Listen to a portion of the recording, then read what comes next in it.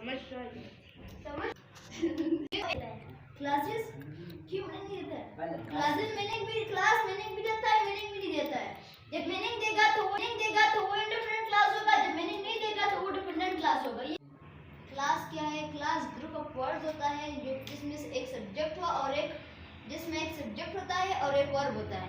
Sentence में भी sentence भी एक ग्रुप ऑफ वर्ड्स होता है, मगर सेंटेंस और क्लास में सिर्फ एक ही फर्क है। सेंटेंस हमेशा क्लियर मीनिंग देता है, मगर क्लास कभी क्लियर मीनिंग देता है, कभी नहीं देता है। जैसे कि ये एक सेंटेंस राजवार इट्स फूड, एक सेंटेंस है, ये हमेशा क्लियर मीनिंग देगा, ये हमेशा क्लियर मीनिंग देगा। इसकी मीनिंग हमारे पास वाज़ेह है, इसकी मीनिंग क्लियर है। और व्हेन जवार इट्स फूड, इसमें हमें दिक्कत परेशानी हो रही है कि क्या व्हेन जवार इट्स राइस, जब जवार चावल खाएगा तो क्या होएगा? इसने हमारे पास ये क्लास रहा और एक सेंटेंस है, ये एक सेंटेंस है। एक सेंटेंस क्यों है? क्योंकि इसकी मीनिंग ये भी ग्रुप ऑफ वर्ड्स है, ये भी ग्रुप ऑफ वर्ड्स है। इसमें भी सब्जेक्ट है, इसमें भी सब्जेक्ट है, इसमें भी वर्ब है, इसमें भी वर्ब है, इसमें भी ऑब्जेक्ट है, इसमें भी ऑब्जेक्ट है।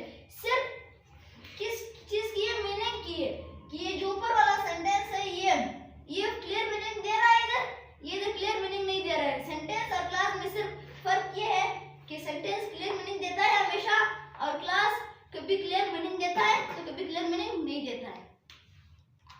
सबऑर्डिनेटिंग कंजंक्शन लगाया हुआ है। हां, गद्य और मुर्गी में क्या बात है? गद्य और मुर्गी में क्या बात है? नाम में किस्सा होता है ना क्लास का। देखिए सेंटेंस कोड नेक्स्ट सबऑर्डिनेट ले नाम में किस्सा होता है ना क्लास का। देखिए सेंटेंस कोड क्लास मीनिंग देगा, जिसने जो मीनिंग देगा वो इंडिपेंडेंट क्लास होएगा और जो मीनिंग नहीं देगा वो कौन सा क्लास होएगा? वो डिपेंडेंट क्लास।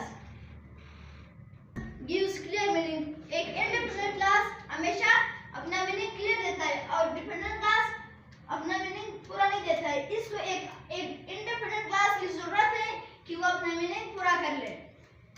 एक छोटा कर सकता है तो इसका एग्जांपल दोनों का, तो एक एग्जांपल दो देना ताकि हम लोग को समझ अपना मीनिंग पूरा नहीं कर सकता है, अपना मीनिंग खुद नहीं दे रहा है।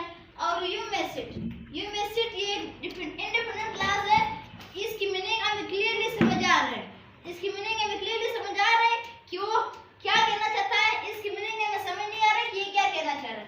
एंड व्हेनेवर यू लाइक, ये कौन सा क्लास है? ये क्लास है डिपेंडेंट क्लास है, एक डिपेंडेंट क्लास है, ये वाला एक डिपेंडेंट क्लास है। यू में सिट एक इंडिपेंडेंट क्लास है। इस एक इंडिपेंडेंट क्लास और एक इंडिपेंडेंट क्लास को जब अगर डिपेंडेंट क्लास के आगे एक जुमला और भी लिख ले तो ये डिपेंडेंट क्लास भी बन जाता फिर है। डिपेंडेंट क्लास नहीं रहेगा, ना इंडिपेंडेंट क्लास रहेगा। फिर एक सेंटेंस बनेगा, कॉम्प्लेक्स सेंटेंस बनेगा जिसमें एक इंडिपेंडेंट क्लास होता है और एक डिपेंडेंट क्लास होता है। जैसे कि you may sit whenever you like, you may sit. क्यों? तो क्लास क्यों नहीं बन सकते? क्लास हाँ। तो फिर दोनों अलग-अलग चीजें हैं। एक डिपेंडेंट क्लास है, एक इंडिपेंडेंट क्लास है। दो क्लास है, एक क्लास में दो क्लास बन गए। दो क्लासेस को हम क्लास नहीं कह सकते। दो क्लास है, अलग-अलग क्लास है, एक क्लास तो नहीं बना सकती। तो फिर इसको हम क्लास कहते हैं या सेंटेंस कहते हैं? Sentence complex sentence. अभी क्लास कह सकते हैं दोनों को। दोनों अलग-अलग क्लास है मगर एक अच्छा ठीक है। इस्तेमाल करते हैं उसमें तो साफ इसलिए वो सेम वर्ब इस्तेमाल हो रहा है। इसमें कौन से वर्ब इस्तेमाल हो रहे हैं? ये तो सही जुमला नहीं है। क्या वर्ब नहीं है?